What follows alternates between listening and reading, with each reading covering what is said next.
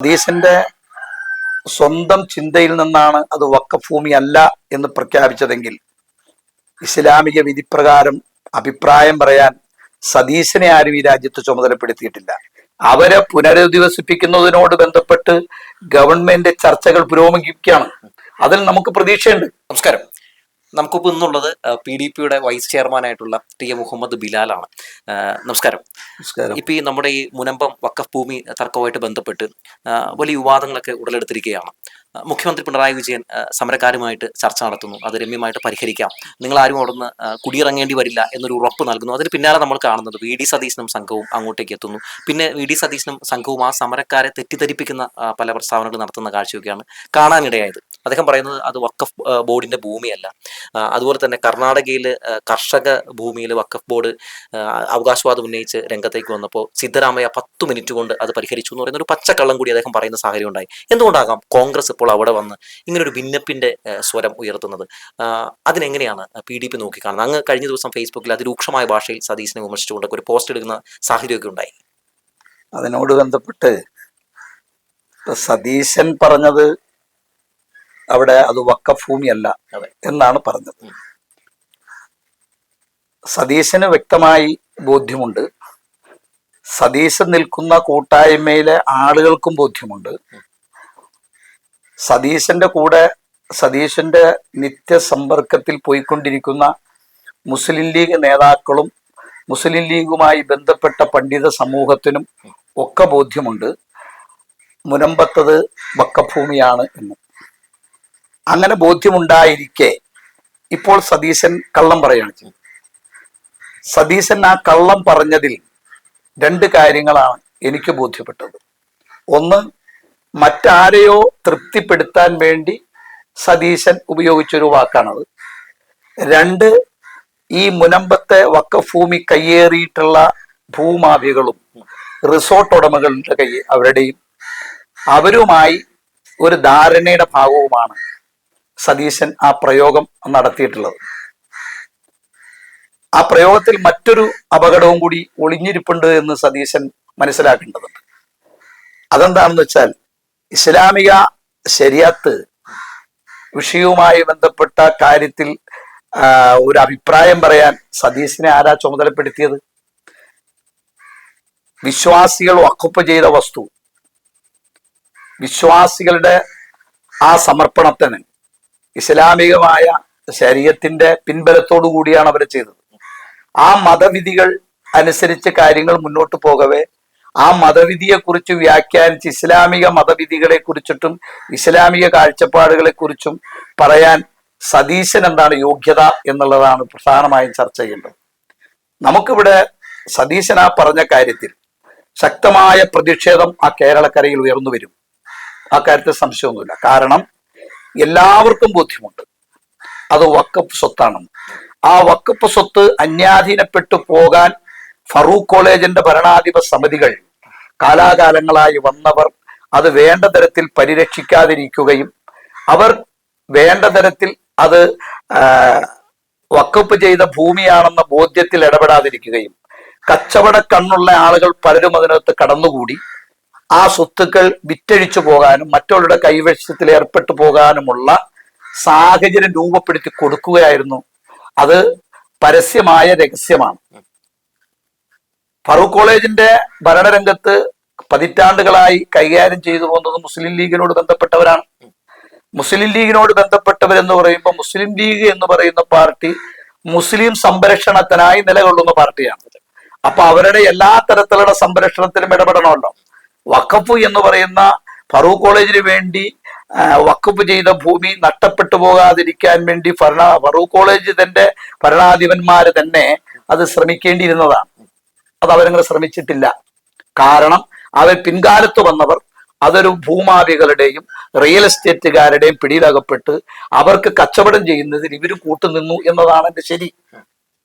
മറ്റൊന്ന്, സതീശൻ ലക്ഷ്യം വെച്ചത്, സതീശൻ ലക്ഷ്യം വെക്കുന്നത് അവിടുത്തെ വോട്ട് ബാങ്കിനോട് ബന്ധപ്പെട്ടതാണ്. ഈ വോട്ട് ബാങ്ക് സതീശൻ കൈപ്പിടിയിൽ ഒതുക്കി സതീശന് അടുത്ത മുഖ്യമന്ത്രി പോസ്റ്റിലേക്ക് വരാനെന്നതാണ്. എനിക്കതിനോട് ബന്ധപ്പെട്ട് പറയാനുള്ളത്, സതീശൻ ഇസ്ലാമിക വിഷയത്തിനകത്ത് വിധി പറയാനും വഖഫ് സ്വത്തിന്റെ ആയിരിക്കുന്ന വഖഫ് സ്വത്തിനെ കുറിച്ച് ഇല്ലാന്ന് പറയാനും തുടങ്ങിയാൽ കൈ പൊള്ളും സതീശന്റെ എന്നാണ്. കൈ പൊള്ളും. കാരണം ഇസ്ലാമിക ശരീഅത്ത് വിഷയത്തിൽ കൈയെടുത്തത്തക്കവണ്ണമുള്ള ഇസ്ലാമിക പണ്ഡിതനൊന്നുമല്ല സതീശൻ. അപ്പോൾ അത് പറയാൻ ഇവിടെ മത നേതാക്കളുണ്ട്. മതത്തിന്റെ കാര്യങ്ങൾ പറയുന്നത് രാഷ്ട്രീയക്കാരല്ല, അത് മതവിധിയോട് ബന്ധപ്പെട്ടതാണ്. ശബരിമലയിൽ സ്ത്രീകൾ കയറണോ വേണ്ടയോ എന്ന് തീരുമാനിക്കുന്നതാരാ? ശബരിമലയോട് ബന്ധപ്പെട്ട വിശ്വാസ പ്രമാണം നിലനിർത്തുന്ന അതിന്റെ കുടുംബ അല്ലെങ്കിൽ ആ തന്ത്രി കുടുംബങ്ങളാണ് അവിടുത്തെ കാര്യങ്ങൾ. ആ സതീശന് തീരുമാനിക്കാൻ പറ്റില്ലല്ലോ. ഇതേപോലെയാണ് വഖഫ് വിഷയത്തിലുള്ളത്. അത് ദേവസ്വം ബോർഡും അതിന്റെ ശബരിമല സംവിധാനം നിയന്ത്രിക്കുന്ന ആളുകളൊക്കെയാണ് അത് പറയേണ്ടിയിരിക്കുന്നത്. ഇത് പറഞ്ഞത് സതീശന്റെ ഉള്ളിൽ കിടക്കുന്ന ഒരു RSS മനസ്സ് തലപൊക്കുന്നു എന്നുള്ളതാണ്. ഇത് തന്നെയായിരുന്നു PC ജോർജിന്റെ കാര്യത്തിൽ എനിക്ക് പറയാനുള്ളത്. ഒരു PC ജോർജ് ആവാനാണ് സതീശൻ ആഗ്രഹിക്കുന്നതെങ്കിൽ കുഴപ്പമില്ല. അല്ല, ഇവിടുത്തെ മതനിരപേക്ഷ ജനാധിപത്യ മനസ്സുകളോടൊപ്പം നിൽക്കാനാണ് സതീശൻ ആഗ്രഹിക്കുന്നതെങ്കിൽ സതീശൻ തിരുത്തണം. എനിക്കറിയാതെ പറഞ്ഞു പോയതാണ് എന്ന് സതീശൻ തിരുത്തണം. പിന്നെ വഖഫ് വിഷയം പരിഹരിക്കേണ്ട തലത്തിലേക്കുള്ള ചർച്ചകൾ പുരോഗമിക്കുന്നുണ്ട്. ഇതാരാണ് കുറ്റക്കാരെന്ന് കണ്ടെത്തണം. ആ ഭൂമി അവരുടെ കയ്യിൽ വന്നത് എങ്ങനെയാണെന്ന് മനസ്സിലാക്കണം. അതനുസരിച്ച് അവരെ പുനരധിവസിപ്പിക്കാനുള്ള പദ്ധതി ഉണ്ടാവണം. ഈ ഭൂമി അവിടെ അന്യാധീനപ്പെട്ടതിന് കാരണക്കാരായി ഒരുപാട് ആളുകളുണ്ട്. ആ കാരണക്കാരായ ആളുകളെ കണ്ടെത്തി അവരെ നിയമത്തിന്റെ മുന്നിൽ കൊണ്ടുവന്ന് ഈ നഷ്ടപ്പെട്ടവർക്ക് നഷ്ടപ്പെട്ടത് എന്താണോ അത് തിരിച്ചു കൊടുക്കാൻ അവരെ കൊണ്ട് തന്നെ ഏർപ്പാടുണ്ടാക്കണം. ഗവൺമെന്റ് അവർക്ക് പുനരധിവസിപ്പിക്കാനുള്ള സംവിധാനം ഉണ്ടാവണം. ഭൂമി കയ്യേറിയിട്ടുള്ള ഭൂമാഫികളെയും റിസോർട്ട് ഉടമകളെയും അവിടെ ഒഴിപ്പിക്കണം. ഇതൊക്കെയാണ് അതിന്.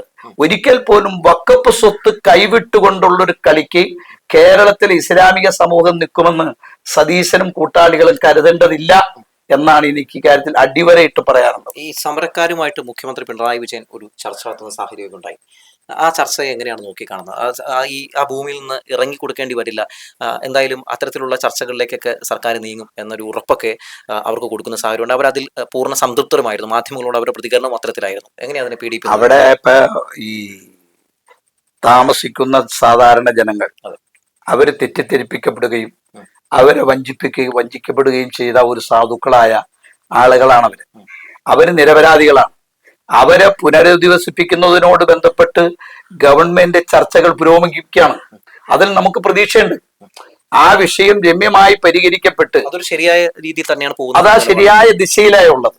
കേരള ഗവൺമെന്റ് ഈ കാര്യത്തിൽ കേരളത്തിലെ പണ്ഡിതന്മാരുമായും വഖഫ് ബോർഡുമായും ഈ വിഷയം ചർച്ച ചെയ്ത് രമ്യമായ നിലക്ക് പരിഹരിക്കത്തക്കവണ്ണമുള്ള നടപടിക്രമം, അതോടൊപ്പം ഈ വഖഫ് സ്വത്ത് അന്യാധീനപ്പെട്ടു പോകാനുള്ള കാരണക്കാരാണോ, അതിന് കളമൊരുക്കിയതാരാണോ അവരെയും പുറത്തു കൊണ്ടുവരും.